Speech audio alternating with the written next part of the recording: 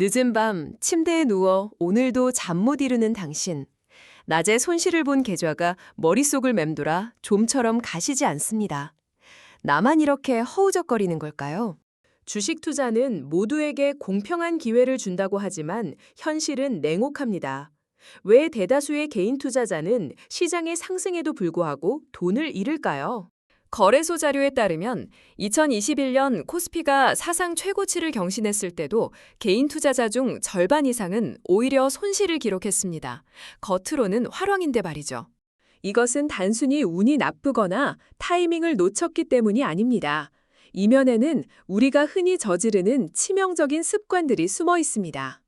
오늘 이 영상에서는 주식으로 돈을 잃는 95%의 개인 투자자가 반복하는 4가지 함정을 파헤치고 극소수 상위 5%가 돈을 버는 비결을 공개하겠습니다. 첫 번째 함정은 바로 열심히 할수록 자주 들여다볼수록 더 잃는다는 역설적인 진실입니다. 상식과는 반대되는 이야기처럼 들리시나요? 캘리포니아 대학교의 브래드 바버와 테런스 오딘 교수는 6만 6천여 개의 실제 투자 계좌 데이터를 5년간 면밀히 분석했습니다. 결과는 충격적이었습니다. 1991년부터 1996년까지 가장 활발하게 거래한 투자자들의 연평균 수익률은 11.4%에 불과했습니다. 같은 기간 시장 수익률 17.9%에 한참 못 미쳤죠. 무려 6.5%포인트라는 엄청난 차이입니다. 반대로 거래 횟수가 가장 적었던 투자자들은 시장 수익률에 훨씬 근접했습니다. 왜 이런 현상이 나타날까요? 주식 매매는 매번 비용을 발생시킵니다. 증권사 수수료, 거래세, 그리고 매수, 매도 호가 차이인 스프레드까지. 작은 금액이라 무시하기 쉽습니다. 하지만 이 작은 비용들이 쌓이면 눈덩이처럼 불어납니다. 한 번 거래할 때 0.3%의 비용이 든다고 가정해 봅시다. 매일 사고 파는 투자자에게는요? 한 달에 20번만 거래해도 월 6%, 1년이면 무려 72%가 순수한 비용으로 사라집니다. 이익을 내도 그 구멍부터 메워야 비로소 진짜 수익이 됩니다. 마치 고속도로를 수십 번 오가는 운전자에게 매번 통행료를 부과하는 것과 같습니다. 목적지에 도착하기 전에 이미 주유비보다 통행료가 더 나가는 셈입니다. 카지노에서 판돈을 많이 걸고 자주 게임을 할수록 하우스가 이길 확률이 높아지는 것과 같은 이치입니다. 주식시장도 거래가 잦아질수록 비용이 시장의 이점을 가져갑니다.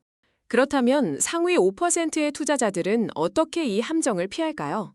그들은 아무것도 하지 않는 것을 전략으로 활용합니다.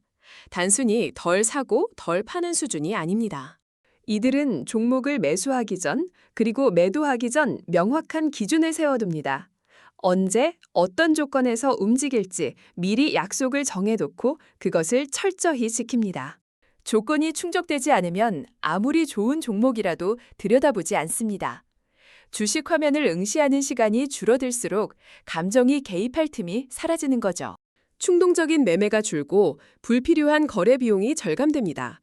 워런 버핏은 주식시장에서 과도한 활동은 성과의 적이라고 말했습니다. 데이터가 이를 뒷받침합니다. 두 번째 함정은 바로 뉴스 보고 샀더니 이미 늦었다는 좌절감입니다. 특정 기업의 신약 개발 소식이나 대규모 수주 기사를 보고 매수 버튼을 누른 경험 다들 있으시죠?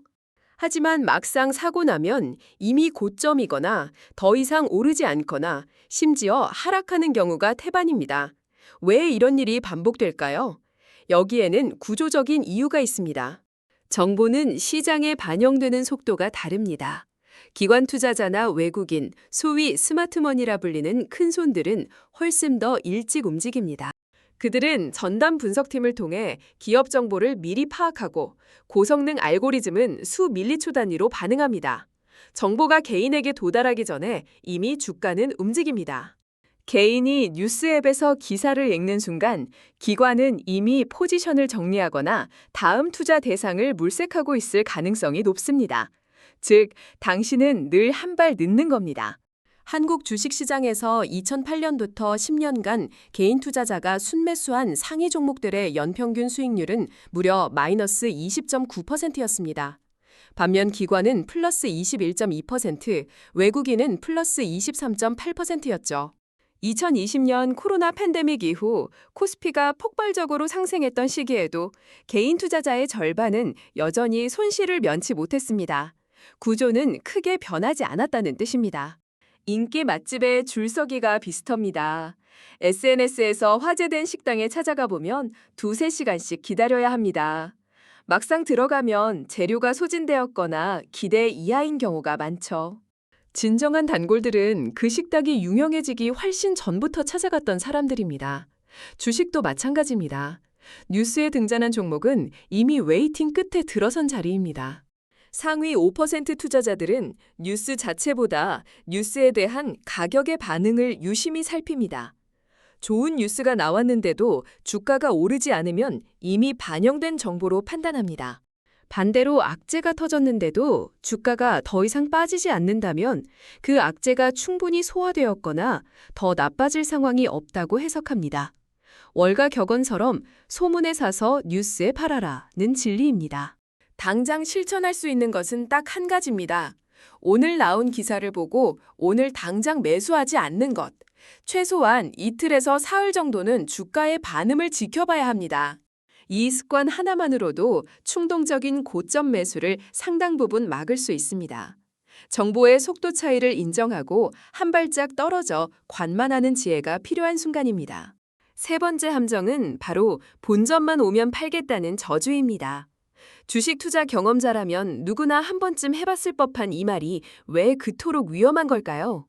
노벨 경제학상 수상자인 데니얼 커너먼과 아모스 트버스키의 연구에서 그 답을 찾을 수 있습니다.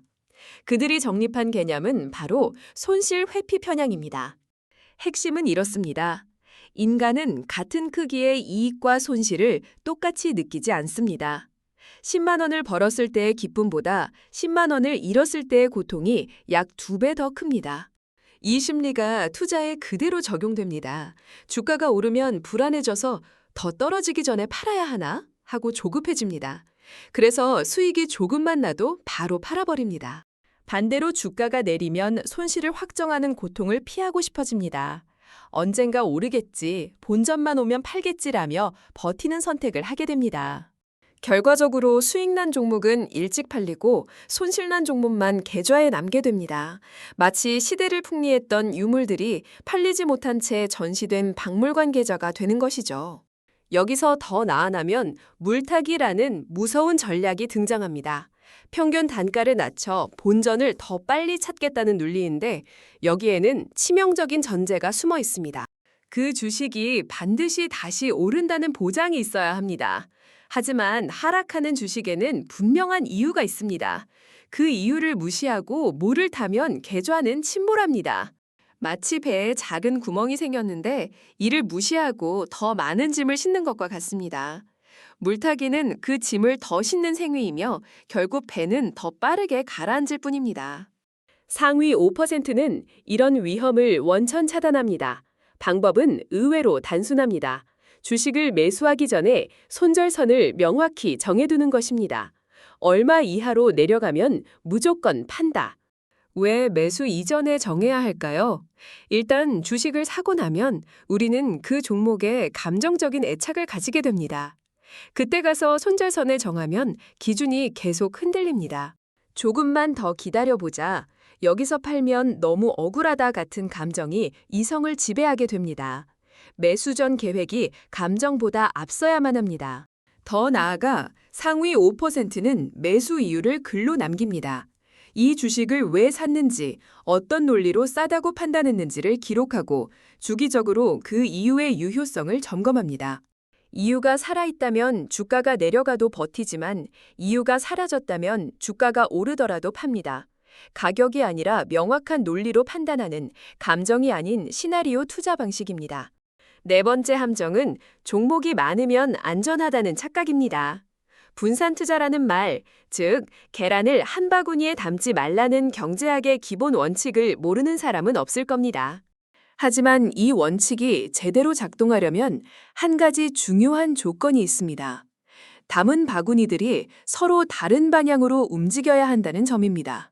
예를 들어 삼성전자, SK하이닉스, 한미반도체, 그리고 반도체 ETF를 샀다고 해봅시다. 네 종목이니까 분산 투자처럼 보이지만 이들은 모두 반도체 섹터입니다. 반도체 사이클이 꺾이면 이 네 종목은 같은 날, 같은 방향으로 하락합니다. 바구니는 여러 개지만 사실상 모든 계란을 한 곳에 몰아넣은 가짜 분산인 셈입니다. 진정한 분산은 서로 상관관계가 낮은 자산들을 묶는 것입니다. 한쪽이 내려갈 때 다른 쪽이 버텨주거나 심지어 오르면서 포트폴리오 전체의 충격을 완화해야 합니다. 마치 서울 강남의 아파트 여러 채에 방을 나눠 월세를 받는 것과 같습니다. 종목은 많아 보여도 건물 자체에 문제가 생기면 모든 월세 수익이 한 번에 타격받습니다. 진정한 분산은 강남 아파트 외에 지방 상가, 그리고 부동산이 아닌 채권이나 다른 자산들을 함께 보유하는 것입니다. 그래야 한 곳이 흔들려도 전체가 버팁니다. 2020년 3월 코로나 팬데믹으로 인한 폭락장을 떠올려 봅시다. 코스피는 저점 기준으로 35% 이상 급락했습니다. 이때 국내 주식만 보유했던 사람들은 종목 수와 상관없이 고통받았습니다. 하지만 채권이나 달러 같은 다른 자산을 일부 보유했던 투자자들은 주식 손실을 상당 부분 상쇄할 수 있었습니다. 위기 상황에서 달러와 미국 장기 국채는 강세를 보였죠. 자산군이 달랐기 때문에 포트폴리오 전체에 가해지는 충격의 강도가 달랐던 겁니다. 시장이 예상치 못한 방향으로 움직일 때 진정한 분산이 빛을 발합니다. 상위 5%의 진짜 분산 전략은 세 가지 축으로 나뉩니다. 첫째, 자산군을 나눕니다. 주식, 채권, 현금, 원자재처럼 서로 다른 성질의 자산을 섞는 것입니다. 주식이 내려갈 때 채권이 오르는 경향을 활용하는 거죠. 둘째, 지역을 나눕니다. 국내 주식만으로는 한국 경제에만 베팅하는 것과 같습니다. 미국, 유럽, 신흥국 등 다양한 지역으로 분산합니다. 셋째, 섹터를 나눕니다. IT, 헬스케어, 필수 소비재, 에너지처럼 경기 사이클에 따라 다르게 움직이는 업종들을 섞어 담습니다. 경기가 나빠도 버티는 섹터가 있기 때문입니다. 가장 중요한 한 가지는 분산 투자가 수익을 극대화하기 위한 도구가 아니라는 점입니다. 오히려 손실을 버틸 수 있게 해주는 안전장치 역할을 합니다. 덜 떨어진다는 것은 곧 버틸 수 있다는 의미입니다. 2020년 3월 패닉셀을 한 사람과 버틴 사람의 1년 후 계좌는 천지 차이였습니다. 그 차이를 만든 것이 바로 분산의 힘입니다. 지금까지 말씀드린 함정들을 피하고 철저한 원칙을 지키는 상위 5% 투자자들도 물론 손실을 경험합니다. 시장은 예측 불가능한 변수들로 가득하기 때문입니다. 그렇다면 95%의 투자자와 상위 5%의 결정적인 차이는 무엇일까요? 바로 손실을 대하는 태도입니다. 95%는 손실이 나면 원칙 없이 무너지고 패닉에 빠져 추가 손실을 입습니다. 하지만 상위 5%는 손실이 나도 그 손실이 미리 세운 계획 안에 있습니다. 손절선에 도달하면 감정 없이 매도하고 다음 기회를 침착하게 기다립니다. 감정이 아닌 프로세스가 작동하는 것이죠. 워런 버핏의 투자 원칙 1번은 돈을 잃지 마라입니다. 이는 절대 손실을 내지 말라는 뜻이 아니라 게임을 더 이상 할 수 없는 치명적인 손실은 피하라는 의미입니다. 결국 주식 투자는 한 방에 끝나는 게임이 아닙니다. 이 치열한 시장에서 오래 살아남는 사람이 결국 승리합니다. 오늘 영상이 여러분의 현명한 투자에 도움이 되기를 바랍니다. 오늘 말씀드린 함정들을 반복하지 않는다면 여러분도 분명 상위 5%에 다가갈 수 있을 것입니다. 현명한 투자 함께 만들어가요.